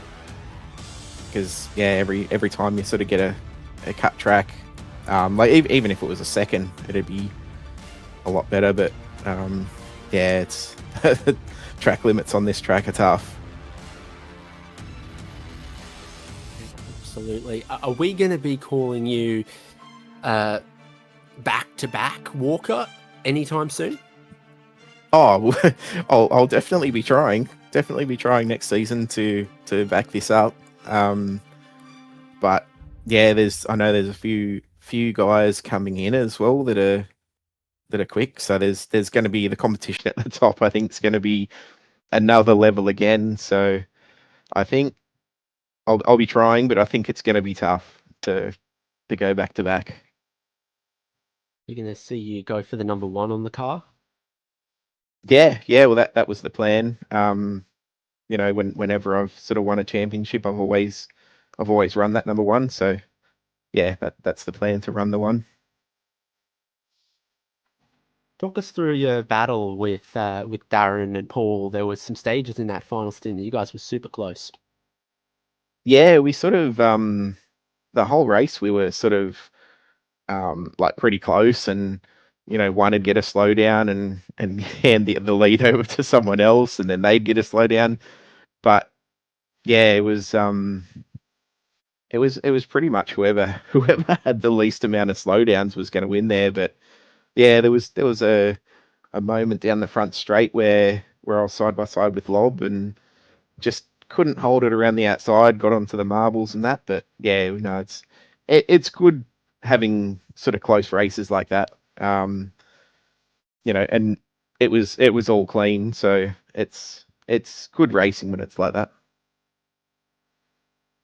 A question that Brock Caddo once answered: how many shift lights is enough shift lights? Oh, I sort of don't watch the shift lights on the wheel. The only thing I'm looking at is my dashboard in the background. As soon as that lights up red, I know to change. Well, fantastic. Congratulations again. You are RaceKraft V8 Vets Champion. Thank you. There's a couple of people expecting you to thank them, so let's see if you win this bingo sheet. Just everyone who helps run the league. Like race control, you guys for the broadcast. Like, you do an amazing job every week. All the other competitors, or Darren on the win, he drove he drove good tonight. Paul as well. He was quick. If things had gone his way, I'm sure he would have won as well. My team, Accelerate Sim Racing, all the guys there for all their help and sort of support as well. Yeah. And our sponsors, Abbey Timber, Primal Wheels, Box and Lock Narang, and Modern Deck. Delightful. Congratulations, Championship Walker, and we'll see you next time. Yeah, thank you. Darren Lobb, the race winner, is going to join us. Up until this point, Darren, it was all Jordan Ross and Wayne Walker for the race wins, and you will buck the trend at the final time this season. Congrats. That's also a nice way to do it. Thank you. I enjoyed that. I didn't have a good run at Scops this week, so it was it was pretty good to jump in and have slowdowns not ruin my race tonight. I was really tight on fuel towards the end, and I was just saying to Wayne I was about 0.3 short with about 3 laps to go when both Wayne and Paul got their slowdown, so that kind of saved my bacon a little bit. But yeah, nice way to end the season. I said last week I really enjoy the track, and I managed to get a good few laps in as practice for Scop. So I arrived tonight pretty confident with the track, and it doesn't stop you from picking up 2 or 3 slowdowns through the course of a race at Montreal, but it happens to all of us, so it makes it interesting. Would you say you studied Ryan Jones's lines and learned how to not attack the chicanes? Oh man, that bugger, he just stole my setup, smashed me with it, and then proceeded to wreck himself with slowdowns all the way through that race, right? He better not be listening, he's already grumpy about it.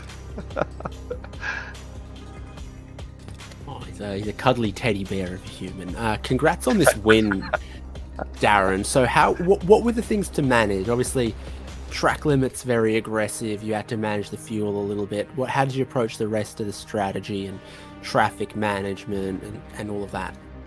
It probably started a little bit earlier than that. We ran the front master cylinder was 18 millimeters or 18.8 tonight, which is pretty damn unusual. I don't think I've ever seen a setup that runs that, and I've personally never run it. So it was a bit of a guessing game in terms of finding a brake balance that kind of gave you the opportunity to push into a corner and not overheat the fronts, but also something that wasn't too rearward to burn up the rear tires. So that was the first challenge, and then the rest of it was really just I've generally run quite a stiff.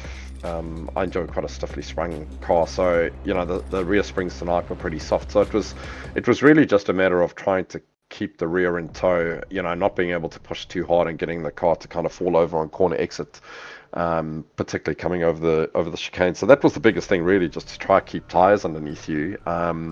And chatting to Paul now, fuel saving was the other thing. It's one of those tracks where the draft does make quite a big difference. So the trailing car should always have a pretty big advantage when it comes to fuel saving. But the first time I tried to fuel save, I ended up jumping the chicane because the car turned in so much better than I expected and picked up my first slowdown. So yeah, it was a bit of a struggle all the way around. It was almost just better to get out in front and try and run your own race without worrying about anybody else. I was a little bit short on fuel in the first stint.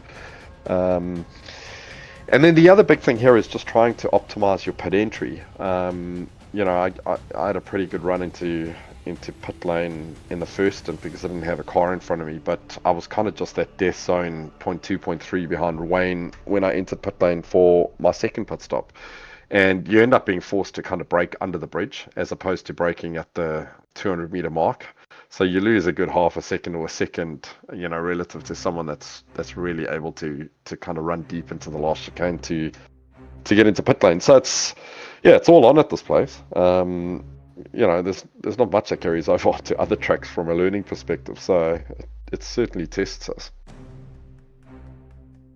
Couple of new tracks in the future for iRacing. What would you like to see in V8 Vets? I'll I'll tell you, I'd love to see Kyle Army as a track on iRacing. I downloaded iRacing Arcade earlier today, and I was bloody chuffed to see Kyle Army made the iRacing Arcade version. So it's one track I'd love to see in iRacing. You know, coming from South Africa, having done hundreds and hundreds of laps around that place throughout my racing career. I'm still learning, I suppose, about the Aussie tracks. There's a couple of really good New Zealand tracks that I'd love to see in. Funny enough, I know people kind of bash Sydney as, you know, I don't know why supercars start there in terms of their real life season, but I reckon Sydney would make a pretty damn good track on iRacing. So maybe at some stage we get it. But hey, I guess all of us Kiwis are still pining for Pukekohe. So if I had to pick one, it would probably be Pukekohe. That is a good question. Knowing what I know about you, South African living in New Zealand, when South Africa plays New Zealand in a cricket final, what rugby highlights do you turn on? Is cricket even a real sport, mate? I could talk about how the Aussies kind of didn't even make the knockouts, but that's just sour grapes. Yeah, it's gutting, man. I actually, jokes aside, used to play a lot of cricket when I was young in South Africa, and I was an absolute cricket nut. You know, so if I wasn't watching motorsport with my dad, I was watching cricket, and unfortunately, just that that choker's reputation that the protest built up over the years really just turned me off cricket, and I went out of my way to watch a fair amount of this T20 World Cup, and I actually stayed up until, I don't know, what was it, 2:30, 3 o'clock in the morning, watching the group of 8 games, and thank heavens I didn't stay up and watch last night's game because it was an absolute ass whooping. Indeed. Well, congrats on this race win, Darren Lobb. A bit of momentum for you to carry into next season, and we won't have to wait too long until that gets underway. I look forward to it. Thank you, guys. Thank you for supporting us throughout the rest of the season, and look forward to a nice break and seeing you all again nice and refreshed for the next one. Thanks, Darren. Well, there we have it, Brock. He doesn't think cricket's a real sport, but he spent a lot of time watching it. He also spent a lot of time leading this race, and he takes the victory. But this is the championship standings. This was the big question, and look at that. Ken Latta jumping up into second, Troy Stonestreet jumping up into third.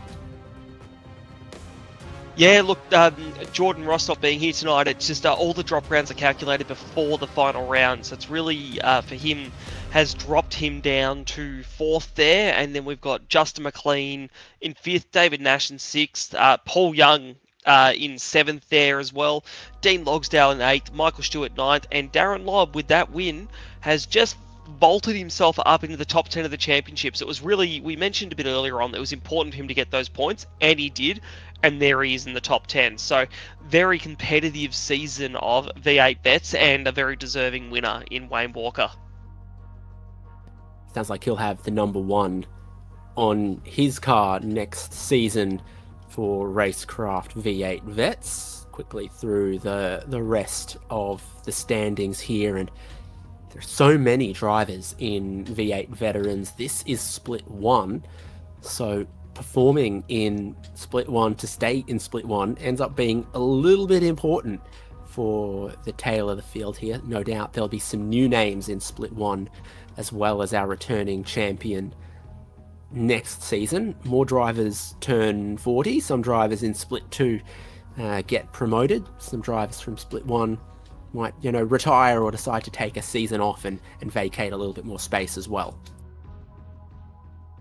It's always part of the fun of coming back for the next season and seeing the different liveries, the different names, the different drivers, celebrating those that we've seen jump up from Split 2 and getting to know those that are new to the series as well. So, as you mentioned, I'm sure we're going to see our championship contenders that we've seen season in and season out back again, and with new faces and potentially old that have dropped down and come back up again from Split 2. I'm sure we're in for a yet another competitive season of V8 racing.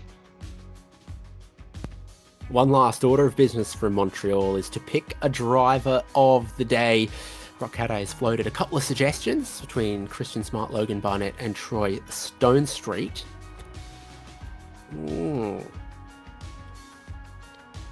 I reckon we can give it to Logan Barnett.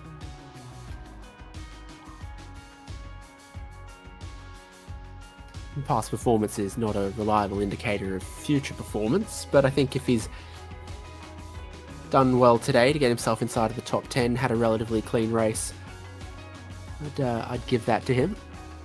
I'm sorting this in order of incident points. Ray Smith 1 incident point, Matt Brunt 2, Troy Stone Street just the 2. Logan Barnett, though, the M1 used cars driver of the day. M1 used cars are a supporter and contributor to the Balin Stewart Foundation, and they sponsor the Driver of the Day award. And today, for the final time this season, it goes to Logan Barnett.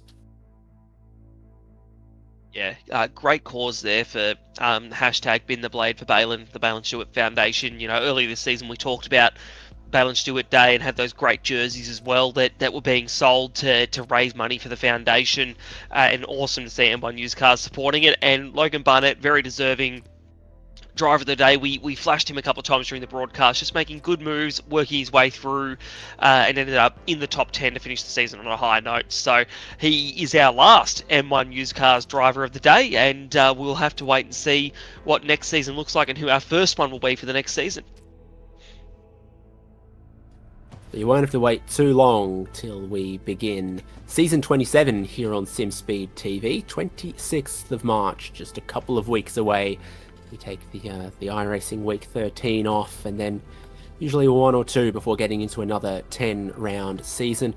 Across 10 rounds of Season 26, though, Darren Lobb is the champion with 6 race wins. Sorry, Wayne Walker is the champion with 6 race wins, and he takes his first championship after a couple of promising previous seasons. This season is his. Season 26 of RaceKraft Simulations V8 Vets was supported by RaceKraft, Logitech G, Nova Sim Sports, Parramatta Isuzu Ute, Player One Sim Gear, LGC Images, M1 Used Cars, and SimSpeed. Been David Haynes with Brock Cadday and Daniel Yeaman tonight as we put the crown on King Wayne Walker.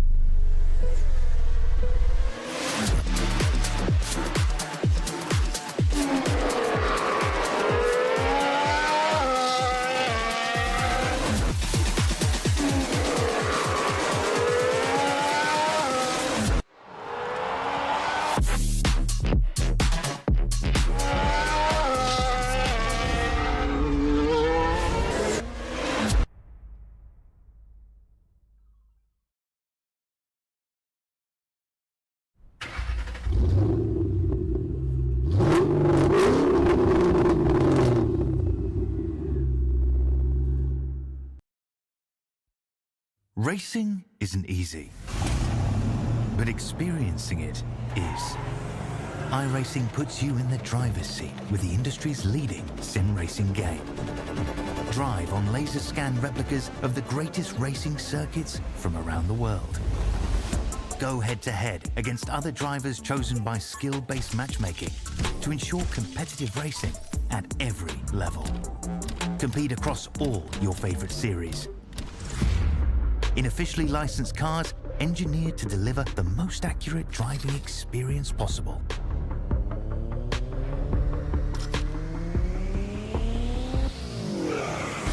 Join a race or host your own with players from across the globe. Race against the computer or in a league with friends. Feel the thrill behind the wheel. Visit iRacing.com.